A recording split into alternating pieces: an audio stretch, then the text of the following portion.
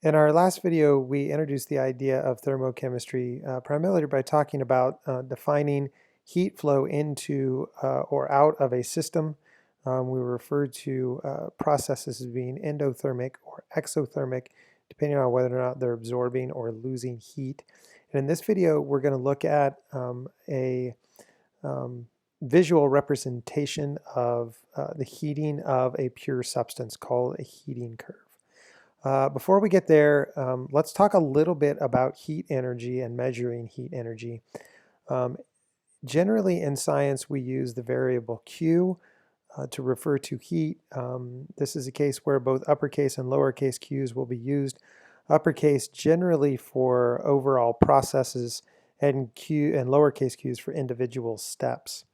The SI unit of heat or energy is the joule, and it is named after James Prescott Joule, who did a really interesting experiment to measure kind of the conversion between mechanical work and heat energy. And so you have in this diagram, this is a rendering of Joule's experiment, where you have a container of water with a thermometer in there, and you have these flat paddle wheels, which are connected to an axle. And then a rope is wrapped around that and then stretched over a pulley with a weight. We can drop that weight and we can measure the amount of work done, force of gravity times the distance that that weight falls. And then we can measure as that falling weight turns that paddle wheel, that stirring is going to heat up the water just a little bit. So we can measure how much heat a certain amount of work does. And in doing that, he was able to sort that conversion, and then we developed this unit of energy called the joule. Another unit of energy that we commonly use is called the calorie. The calorie is defined as the amount of heat required to raise 1 gram of pure water 1 degree Celsius. A nice conversion for you to write down and make sure that you know is that 1 calorie is equal to 4.18 joules. So that's a kind of an overview of the idea of measuring heat and the different units that we'll use. You'll notice that idea of a calorie, right? You think about food. That is in fact the same kind of measurement. Now usually food is measured with a capital C, and it actually refers to a kilocalorie, or 1,000 calories of energy. So you're thinking about the chemical energy stored in that food and how much energy then your cells, various processes in your bodies can use that food for. All right, so now on to the heating curve. So this is the primary diagram which describes the process of heating a pure substance. And so you have temperature there on the y-axis, you have time on the x-axis. That time is assuming, or actually that time is a measure of heat added in joules. So assuming heating at a constant rate. So when we have time on that x-axis, we're talking about heating at a constant rate, and so adding heat over time. And you would imagine that if you add heat to a system that you're going to increase the temperature, and generally that's what you see. This graph kind of does move up and to the right as heat added temperature increases. But we have these two flat parts, BC and DE, where heat is continuing to be added to the system, and yet the temperature is not changing. So let's take a look at that. And in order to do that, let's go back to this idea of phase diagrams. So phase diagrams are pressure versus temperature instead of temperature versus heat added.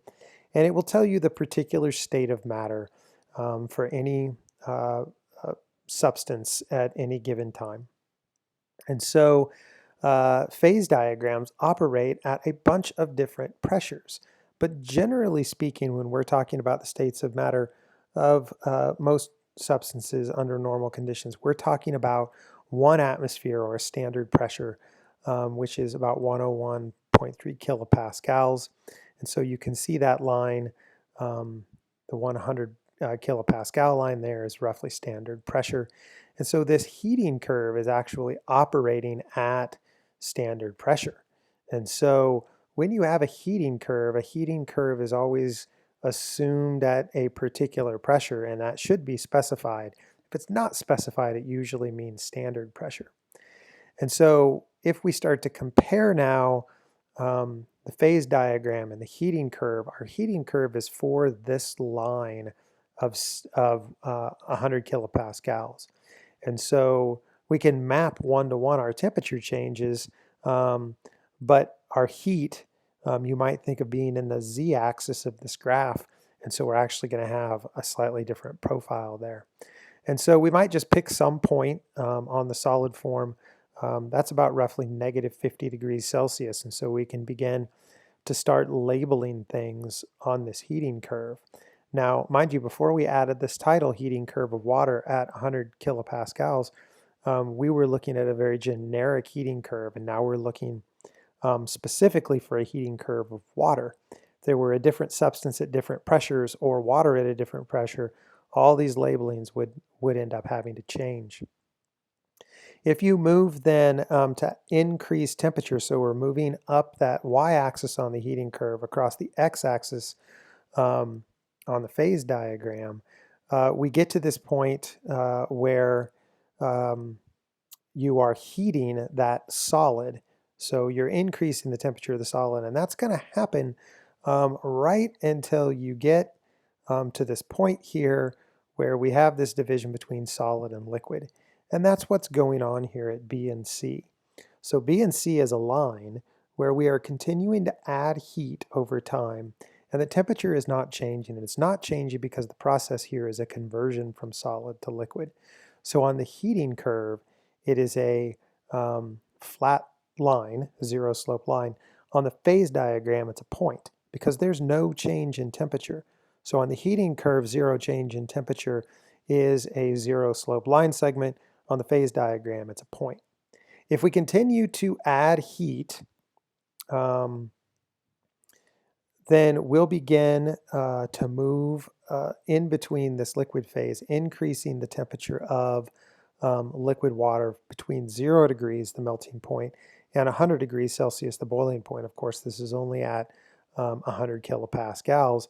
And we'll be looking at this line segment C to D. So as we move in that liquid range, we're adding heat, the temperature of the liquid is changing, and this, of course, will happen until we get to the boiling point at 100 kilopascals, which is about 100 degrees Celsius. If we continue to add heat at that point, we get to another flat line on the curve, which corresponds to that, that dot, and then again, adding more heat moves us to this EF line, and we continue to increase the temperature of vapor beyond 100 degrees Celsius.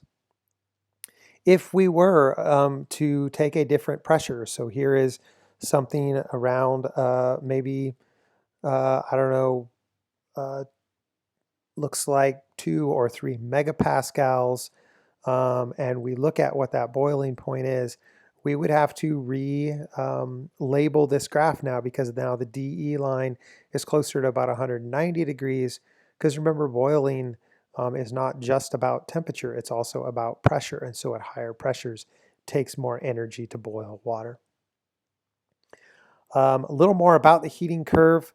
As heat is added in joules, any movement up the heating curve, whether you are melting, whether you're vaporizing, whether you are increasing the temperature of solid, liquid, or gas, that would have to be an endothermic process. The water or the substance, whatever it is, would have to absorb energy to move up and to the right. Moving down and to the left is what we would refer to as an exothermic process.